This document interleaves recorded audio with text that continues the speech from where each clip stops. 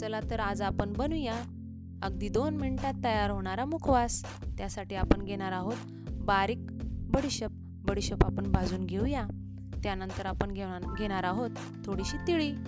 तिळी पण आपण थोडी भाजून घेणार आहोत।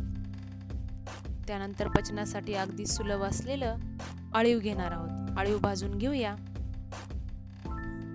हा आहे ओवा। ओवा हा तिखट असतो। त्यानंतर आपण घेणार आहोत धनाडाळ। धनाडाळ ही भाजलेली असते म्हणून आपण फक्त गरम करून घेऊया। एका वाटीमध्ये सैंधव मीठ घेऊया आणि त्यात पाणी टाकून घेऊया। हे सर्व मिश्रण एकत्र करूया। तयार झालेलं मिश्रण आपण एका कढईत ओतून घेऊया आणि तयार केलेले मिठाचे पाणी त्या मिश्रणात ओतूया आणि हे मिश्रण थोडेसे गरम करून घेऊया। म्हणजे अगदी 2 मिनिटातच आपला मुखवास रेडी।